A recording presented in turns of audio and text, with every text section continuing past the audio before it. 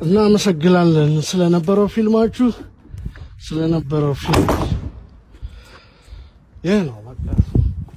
የኢትዮጵያ አርቲስቶች በሚስቶቻቸው መከዳታቸው እየቀጠለ ለማበድ የመቃረብ አዝማሚያ ሲያሳዩ መመልከትም የተለመደ እየሆነ መጥቷል።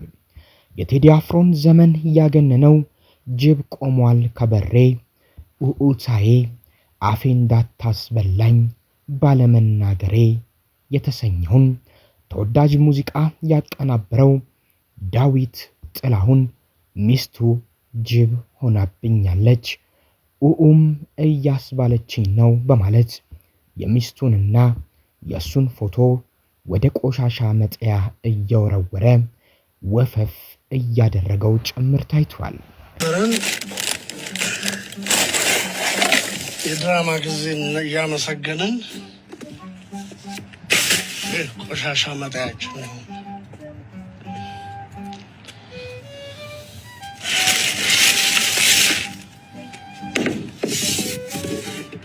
ዳዊት የቴዲ አፍሮ የቅርብ ጓደኛ እንደሆነም ይነገራል። አሁን በውጭ ሀገር ኑሮም ቢያደርግም በአንድ ሌሊት አንበሳ ቀነኒሳ የተሰኘውን በኢትዮጵያውያን ልብ ውስጥ የማይጠፋውን የቴዲ አፍሮን ዘፈን ያቀናበረው አቀናባሪ ዳዊት ካገባት 3 ዓመት ሲሆነው ትዳሩን ግን ማስተካከል አልቻለም። በአንድ ሌሊት አንበሳ ቀነኒሳን ቢያቀናብርም ከኢትዮጵያ የምንጊዜም ምርጥ ሙዚቃዎች አንዱ የሆነውን ጃ ያስተሰርያለን ጽድት አድርጎ አቀናብሮ ከሚስቱ ጋር ግን ይቅር ሊባባል አልቻለም። ልታሳብደው ጥቂት ሲቀራት ፍቺ ለመፈጸም ቆርጦ ወደ ቆሻሻ መጣያ ፎቶዋን በመወርወር ቀብሬሻለሁ ብሏታል። የይሁኔ በላይ የዘገሊላ ዕለት ነይልኝ በኔ ሞት ላስተሪዮ ማርያም እመጣለሁ እኔም ሙዚቃን ድንቅ አድርጎ አቀናብሮ የዘገሊላ ዕለት እየተቃረበ ባለበት በዚህ ሰዓት ከሚስቱ ጋር በቃኝ መረረኝ አስመሳይ ሰው ሰለቸኝ በማለት 80ውን ቀዷል። ለሚስቱ ብሎ ሃይማኖቱን ቀይሮ የነበረው ዳዊት አሁን ሚስቱን ሲፈታት ታዲያ ዳግም ወደ ነበረበት ሃይማኖቱ ይመለሳል ወይ የሚለው የብዙዎች ጥያቄ ነው። ይህ ተወዳጅ አቀናባሪ በቪዲዮ ላይ እጅግ እንደተካደ እንደተበደለ አምኖ እንደተከዳ የውሸት ህይወት እየኖረ እንደሆነና ሚስቱ እያስመሰለች እስካሁን እየኖረች እንደሆነ እንደበቃው በሚያሳይ ሁኔታ እጅግ ምሬት ውስጥ ሆኖ ታይቷል። ይህ አብዛኞቹ ወንዶች ያሉበት ሁኔታ ነው። ሴቶች ሁሌ ተበዳይ ለመሆን ይሞክራሉ። ራሳቸውን ተበዳይ አድርገው ያቀርባሉ እንጂ እንደ ሴቶች ወንዶች አይበድሉም።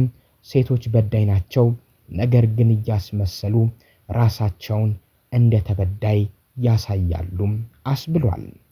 የአብዱኪያርን አራዳ ስንቱን ሰብስባ ፍቅር ያስተማረች የሸገር ንግስት እናት ነበረች ብሎ ለጆሮ እንዲስማማ አድርጎ ያቀናበረው ሙዚቀኛ ዳዊት ጥላሁን እናቴ ትሆናለች ብሎ ያገባት ባለቤቱ ጽዮን እሬት ሆናበታለች ብሏል።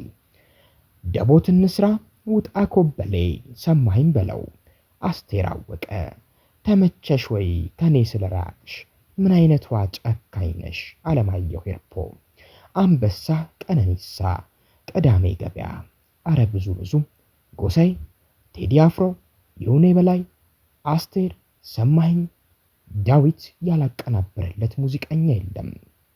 በቅርቡ ሃይማኖቱን የቀየረው ሙዚቀኛ ዳዊት አባተ ሙዚቃ ከማቀናበር ራሱን አግሎም ነበር። የኢትዮጵያ ሕዝብ ይወቅልኝ ብሎ ያወጣው ቪዲዮ ታዲያ የብዙ ወንዶች ያሉበት ሁኔታን የሚያሳይ ነው በማለት ወንዶች ሲደግፉት፣ ሴቶች በበኩላቸው ክብራችን ተነክቷል እያሉ ነው። በኢትዮጵያ ሙዚቃ ኢንዱስትሪ ውስጥ በርካታ ተወዳጅ ዜማዎችን በማቀናበር የሚታወቀው ሙዚቀኛ ዳዊት ጥላሁን ከ3 ዓመት በፊት ነበር እጅግ ደማቅ በሆነ ስነ ስርዓት ካገባት ባለቤቱ ጽዮን ተፈሪ ጋር ያለውን ጋብቻ በከፍተኛ ውዝግብ ማጠናቀቁን ፎቶዋን እየጣለ ወደ ቆሻሻ መጣያ ውስጥ እየወረወራት ቀብሬሻለሁ አስመሳይ ነሽ እያላት የገለጸው።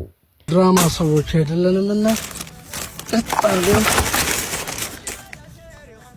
የአክሽን ሰዎች ነንና ወደ አክሽን እንገባለን። በሙሉ ተከታታይ እንትኑ ቤት ውስጥ ተለጥፈው የነበሩ ናቸው።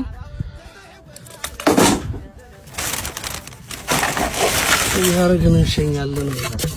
አቀናባሪው በማህበራዊ ሚዲያ ገጹ ላይ በለቀቀውና አነጋጋሪ በሆነው ቪዲዮ የሰርግ ፎቶግራፎቻቸውን ማስታወሻቸውንና የተለያዩ የፍቅር ስጦታዎቻቸውን ወደ ቆሻሻ መጣያ ጋርቤጅ ሲጨምር ይታያል።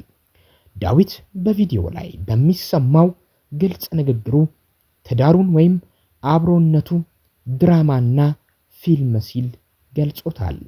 አሁን ወደ አክሽን ማለትም ወደ ተግባር እንደገባ በመግለጽ ንብረቶቹን ሲያስወግድም በግልጽ ይታያል። የድራማ ሰዎች አይደለንም ይላል ዳዊት።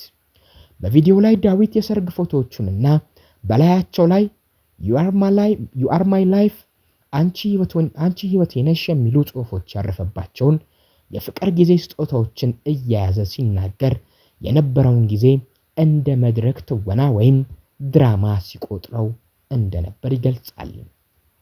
ለነበረን የድራማ ጊዜ እያመሰገንን ይህንን ቆሻሻ መጣያችን ነው፣ እኛ ደግሞ የድራማ ሰዎች አይደለንምና ወደ አክሽን እንገባለን በማለት ቀድሞ ሳሎን ተሰቅለው የነበሩ ከሚስቱ ጋር የተነሷቸውን የሰርግ ፎቶዎች ከፌስታል ውስጥ እያወጣ ወደ ቆሻሻ መጣያ ጋርቤጅ ሲጥልም ይታያል።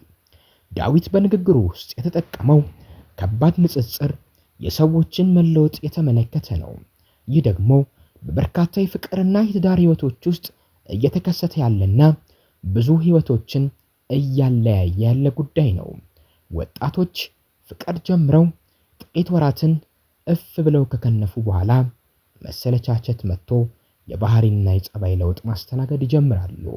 ይህ ይላሉ በተለይም በዘርፉ ጥናት ያደረጉ የዘርፉ ባለሙያዎች። ይህ ካለመብሰል የሚመጣ ሲጀመር ፍቅርን ያለ ማገናዘብ ያለ ዕውቀት በስሜታዊነት ሲገባ ለእንደዚህ አይነት ውጤት ይመጣል ይላሉ። ሰዎች ሰከን ብለው ራሳቸውን አይተው የህይወት ጉዟቸውን አስተካክለው የሚጀምሯቸው የፍቅር ግንኙነቶች ውስጥ ግን ምንም አይነት ለውጥ አይከሰትም፣ ፍቅር እየቀጠለ ይሄዳል ነው የሚሉት። በተፈጥሮ ሳይንስ ፊዚካል ቼንጅ ይሉታል። የንጥረ ነገሮች መቀያየር፣ ቅርጻቸው መቀየር ማለት ነው። ኬሚካል ቼንጅ ሲሆን ግን የንጥረ ነገሩ ማንነት ሙሉ በሙሉ ተቀይሮ ወደ ሌላ አዲስ ባህሪ ሲለወጥ ነው።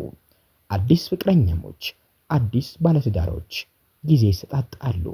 ስራ ምን ያደርጋል ካንቺ ሌላ በማለት ስራ እየተዉ ቤተሰቦቻቸውን፣ ጓደኞቻቸውን እየተዉ አዲስ የጀመሩትን ፍቅር ያጦፋሉ። ታዲያ ይህ ይለመዳል። ፍቅሩ እየጨመረ ከሄደ ጊዜ እየተቆጠረ ከሄደ በኋላ ግን ጊዜ መስጠት ያለባቸው ሌሎች ነገሮች ይኖሩና እንደ መጀመሪያው አልሆን ይላሉ። በዚህ መሃል በጥንዶች ውስጥ ግጭት ይነሳል። ዳዊት ባለቤቱን ሙሉ በሙሉና በማይመለስ ሁኔታ ተለውጣለች ብሏል።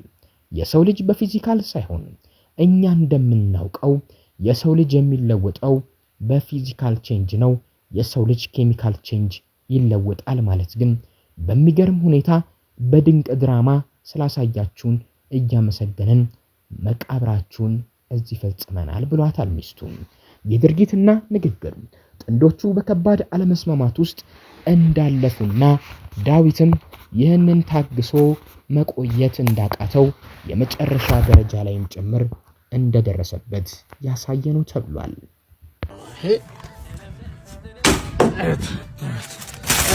እንደርገን አንገርግበን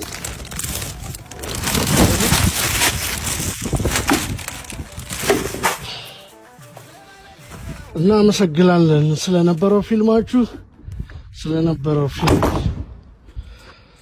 ይህ ነው። በቃ የሰው ልጅ በፊዚካል ሳይሆን እኛ እንደምናውቀው የሰው ልጅ የሚለወጠው በፊዚካል ቼንጅ ነው። የሰው ልጅ ኬሚካል ቼንጅ ይለወጣል ማለት ግን በሚገርም ሁኔታ በድንቅ ድራማ ስላሳያችሁን እያመሰገንን መቃብራችሁን እዚህ ፈጽመናል። ቀጣዩን ደግሞ በኢትዮጵያ በአካል እስክንገናኝ ድረስ እናየዋለን።